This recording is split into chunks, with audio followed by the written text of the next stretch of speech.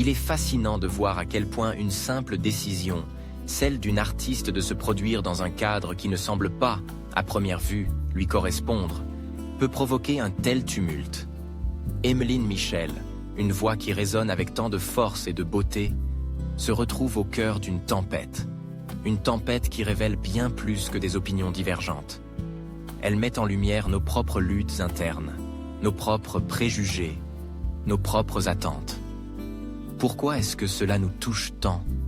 Pourquoi cette réaction si vive, si passionnée, si parfois violente? D'un côté, il y a ceux qui applaudissent sa décision, qui voient dans sa présence à ce concert évangélique une opportunité d'unir des mondes qui, à première vue, semblent opposés. Pour eux, la musique transcende les barrières. Elle est un langage universel qui peut ouvrir des dialogues, qui peut créer des ponts entre des cultures, des croyances, des histoires. Ils imaginent un espace où les notes s'entrelacent avec les prières, où les rythmes de la vie se mêlent au chant de l'âme. C'est une vision belle, inspirante, qui appelle à la compréhension et à l'ouverture. Mais de l'autre côté, il y a ceux qui crient à l'incompatibilité, qui voient dans cette participation une trahison. Pour eux, l'artiste doit rester fidèle à son image, à ses racines, à son message. Ils craignent que cette incursion dans un domaine qu'ils jugent étriqué, dogmatique, ne dilue l'essence même de ce qu'elle représente. Ils se battent pour préserver une certaine pureté, une certaine authenticité, comme si l'art devait se cantonner à des frontières bien définies. Mais qui peut vraiment définir ces frontières? Qui peut dire ce qui est acceptable ou non dans l'expression artistique? Et puis, il y a le révérend pasteur Mallory Laurent, dont les critiques résonnent comme un écho des préoccupations plus larges sur les valeurs et les principes de l'Église.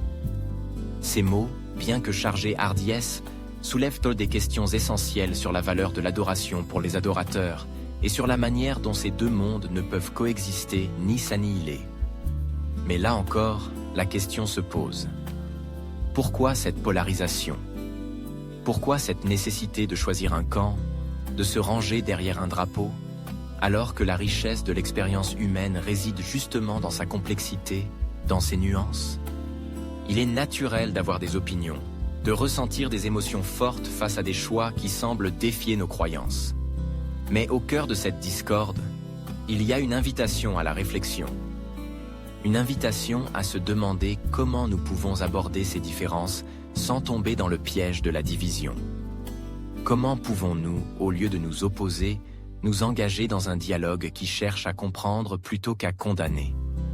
Choisir l'amour, la paix et la tolérance, c'est choisir de voir l'autre non pas comme un adversaire, mais comme un compagnon de route, même si nos chemins semblent diverger. C'est reconnaître que chaque choix, chaque décision, chaque voix a sa place dans ce grand concert qu'est la vie. Respecter les choix individuels, promouvoir un dialogue constructif, favoriser l'unité, chercher l'harmonie. Voilà des principes qui, s'ils étaient appliqués, pourraient transformer nos débats en véritables échanges enrichissants. Alors pourquoi nourrir la discorde? Pourquoi laisser nos différences devenir des murs au lieu de ponts?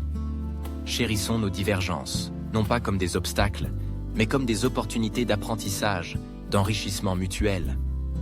En choisissant l'amour, la paix et la tolérance, nous pouvons bâtir un monde où chacun peut s'exprimer librement, où chaque voix, même celle qui semble discordante, peut trouver sa place dans la symphonie de l'existence.